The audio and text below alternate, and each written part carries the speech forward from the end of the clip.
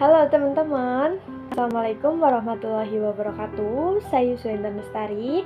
Di kesempatan hari ini, saya akan sedikit berbagi informasi mengenai migrain tentang etiologi, gejala, diagnosis, dan juga pencegahannya. Nah, apa sih migrain itu? Migrain adalah jenis sakit kepala yang berulang dan berdenyut hanya di satu sisi bagian kepala. Biasanya disertai gejala seperti mual, muntah, fotofobia atau juga vanofobia. Nah, serangannya atau gejalanya itu bisa berlangsung antara 4 sampai 72 jam. Klasifikasi dari migrain sendiri itu ada 3.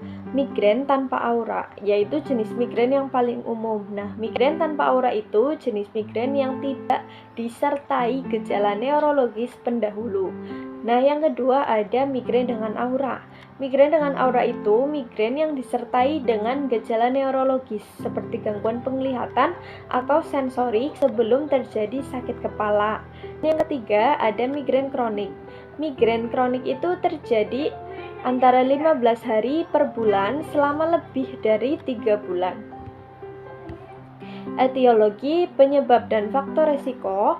Yang pertama ada faktor patofisiologis. Faktor patofisiologis itu bisa terjadi karena aktivasi sistem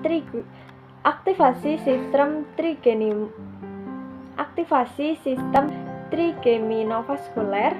Juga bisa terjadi karena gangguan pelepasan neurotransmitter dan juga gangguan vaskular, dan juga bisa terjadi karena inflamasi neurogenik. Nah, bisa juga terjadi karena faktor pencetus atau faktor trigger. Migrain terjadi karena stres emosional, tidur, atau perubahan pola tidur. Bisa terjadi juga karena makanan tertentu seperti coklat, keju, MSG, dan juga kafein. Terjadi karena perubahan hormonal juga bisa, yaitu saat sedang mengalami menstruasi bagi perempuan ya tentunya, dan juga bisa terjadi karena sedang mengkonsumsi kontrasepsi hormonal. Nah, migrain juga bisa terjadi karena faktor genetik atau faktor keturunan. Nah, gejala klinisnya itu ada 4. Gejala prodromal bisa ditandai dengan perubahan mood, dan ada gejala aura, yaitu bisa ditandai dengan gangguan penglihatan. Nah, juga ada gejala fase sakit kepala, yaitu ditandai dengan nyeri berdenyut di hanya satu sisi kepala disertai mual, muntah, dan juga fotofobia.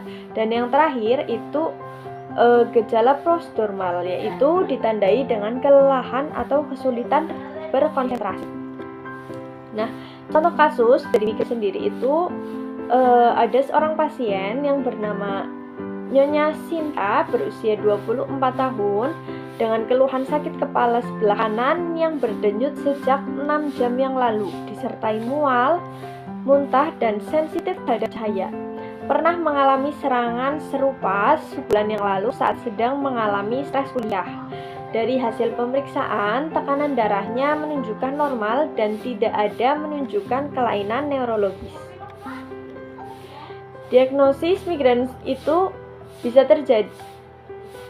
Diagnosis dari migrain berdasarkan kriteria ICID itu migrain tanpa aura, serangannya lebih dari 5 kali, durasinya 4 sampai 72 jam. Minimal 2 dari satu sisi kepalanya berdenyut dengan intensitas sedang atau berat dan memburuk saat aktivitas fisik. Nah, gejalanya juga disertai mual, muntah, fotofobia, dan juga vanofobia. Tata laksana migrain, terapi non-farmakologisnya bisa dengan menghindari pencetus migrain seperti makanan, stres, dan juga cahaya terang. Tidur cukup dan teratur, juga relaksasi dan manajemen stres, juga bisa dengan olahraga ringan. Nah, terapi farmakologisnya itu bisa dengan paracetamol. Contoh obatnya bisa dengan Panadol, Salmon, dan juga paracetamol genetik. Nah, juga bisa dengan ibuprofen. Ibuprofen, contoh obatnya itu bisa dengan Proris, Provec, dan juga Advil. Nah, jika gejalanya disertai mual dan juga muntah, bisa diobati dengan domperidon.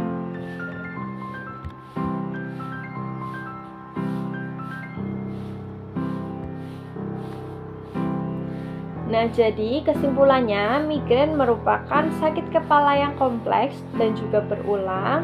Diagnosisnya itu klinis. Terapinya itu mencakup terapi non-farmakologis dan juga terapi farmakologis. Dan juga pengobatan migrain itu perlu manajemen yang jangkanya panjang. Nah, saya kira cukup sekian pemaparan dari saya. Jika ada kritik, saran, bisa disertakan di kolom komentar di bawah. Sekian dari saya, kurang lebihnya mohon maaf bila banyak kata-kata yang salah maupun keliru. Sekian dari saya, wassalamualaikum warahmatullahi wabarakatuh. Terima kasih.